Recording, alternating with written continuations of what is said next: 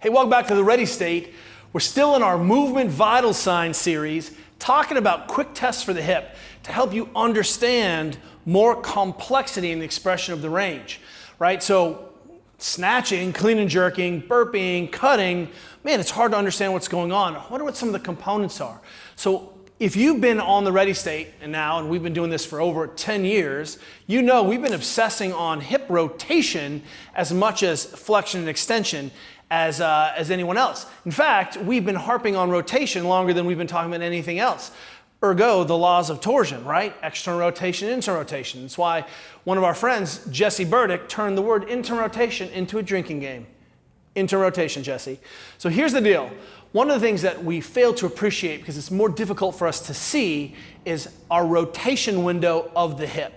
Now, when we're assessing this in our 102 course, we have a therapist coach or a coach, a mobility coach, help us to manually understand what's going on, right? They do a passive assessment.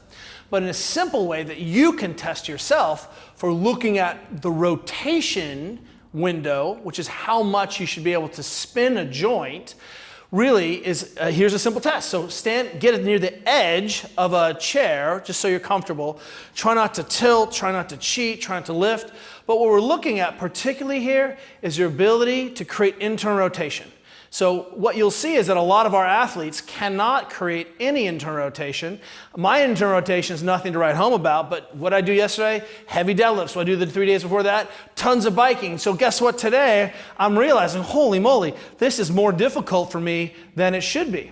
So normally we say in the hip, we want somewhere between 20 and 30 degrees at least of internal rotation. If you're confused, the femur is rolling in. I know the leg is going out. It gets confusing.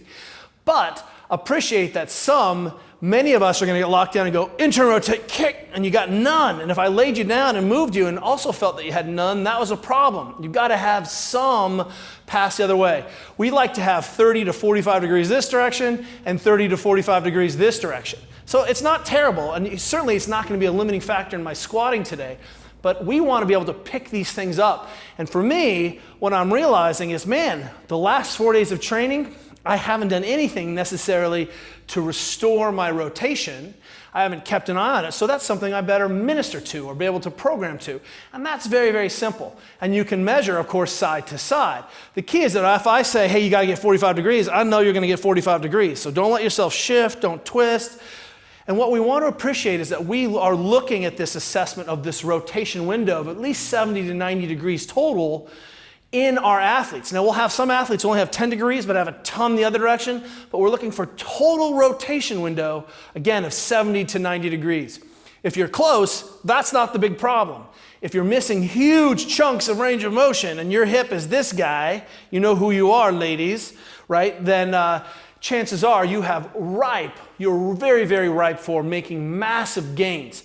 Check out our hip mobility drill called the Hip Capsule Mobilization in the link below. Give it a try, test, retest. This is an easy way for you to restore your ability to rotate, which means that you can restore your ability to create higher levels of stability under more conditions. And that is the game. When you're fatigued, when you're blown out, when you're stiff, your rotation is the first thing to start to attenuate.